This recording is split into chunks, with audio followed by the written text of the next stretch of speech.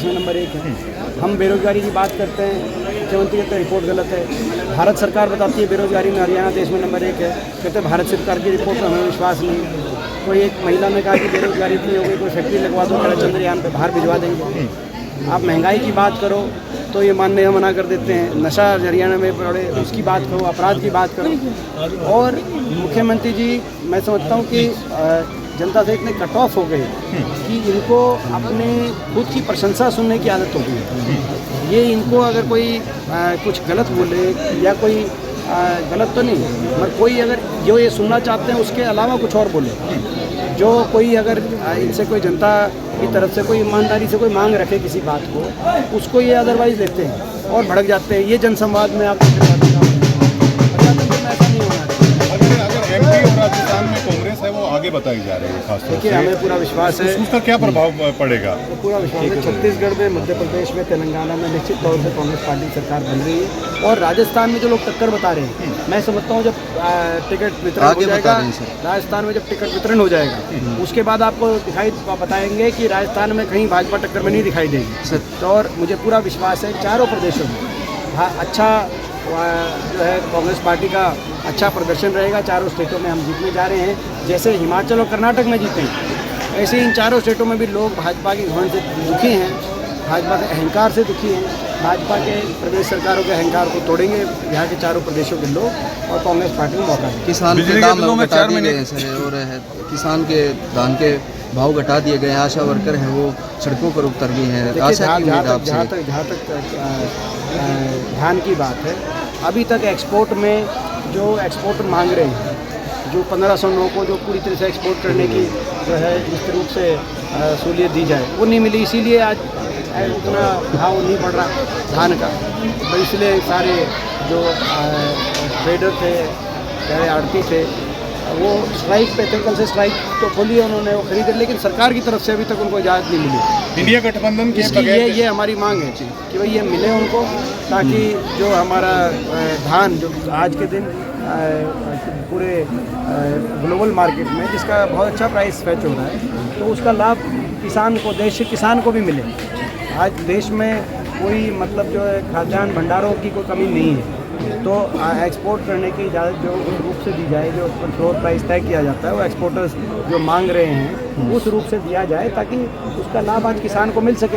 आज अगर सरकार प्रोडक्शन हुई है हमारे देश में, बिजली के बिलों में 4 महीने का एडवांस सिक्योरिटी ली जा रही है उपभोक्ताओं को बगैर सूचना के, इसके बारे में क्या कहेंगे? तो ये सरकार तो तरीके ढूंढ के लोगों की जेब पे हमला करने का प्रयास करती है। जेब पे हमलावर सरकार है। लोगों को जो है मैं समझता हूँ, जैसे मैंने कहा, आज हरियाणा प्रदेश में अर्थव्यवस्था चौपट कर दी खट्टर सरकार ने। कर्जा हरियाणा प्रदेश पे जितना 2014 में था उसके अनुरूप 4 और 5 गुना कर्जा बढ़ गया, जबकि ना तो कोई थर्मल का कारखाना लगाया, ना कहीं कोई मेट्रो लगाई, ना कोई नई रेल की लाइन बिछाई, ना तो ये कर्जा इतना क्यों बढ़ा? आज इस सरकार की जो है मैं समझता हूँ कार्यशैली इस तरह की रही है, तो उसमें किस रूप से लोगों की जेब पे चोट पहुंचाई जाए, ये आज काम हो रहा है।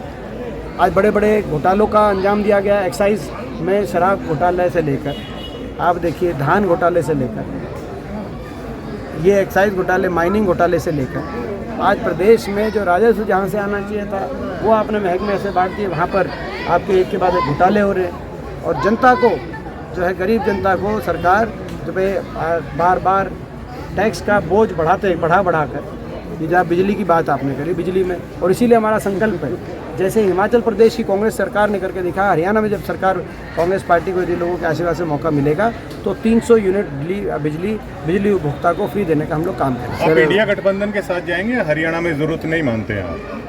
नहीं, जो है हरियाणा का इंडिया गठबंधन राष्ट्रीय स्तर पर है और हर प्रदेश स्तर की अलग स्थिति है। हरियाणा के अंदर इंडिया गठबंधन लोकसभा में मानते हैं कि आप बताओ, हरियाणा के अंदर किसी भी लोकसभा क्षेत्र में कांग्रेस के अलावा किसी और दल का जो इंडिया गठबंधन में शामिल हैं या होना चाहते हैं, उनमें से किसी का भी जनाधार किसी लोकसभा क्षेत्र में कांग्रेस से ज़्यादा नहीं है।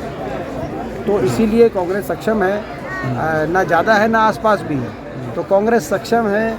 आज हरियाणा में चाहे लोकसभा चुनाव हो चाहे विधानसभा चुनाव हो, निश्चित तौर से कांग्रेस पार्टी प्रचंड बहुमत के साथ हरियाणा में सरकार बनाएगी। हरियाणा के कोने कोने से एक ही आवाज़ जारी है, बीजेपी जेजेपी की ये घमंडी खट्टर सरकार जा रही है और हुड्डा साहब के नेतृत्व में, उदय भान जी की अध्यक्षता में कांग्रेस पार्टी की सरकार आ रही है। सर 55 प्लस मानते हैं, कितनी मानते हैं सर? कई चर्चाएं चलती है 55 प्लस की। हरियाणा में आपको याद होगा पिछली बार बीजेपी ने नारा दिया 75 प्लस, कहा था 75 पार। बीजेपी का नारे होते हैं 75 पार, 75 पास उन्होंने कहा, 75 पार।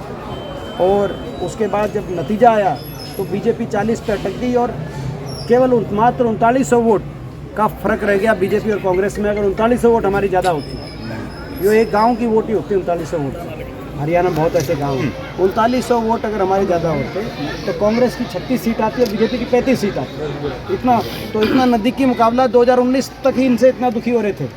2019 के बाद बात तो दुष्यंत चौटाला और बढ़ गया है सरकार में। अब तो मैं समझता हूँ उसके बाद आज क्या हरियाणा की स्थिति बनी होगी।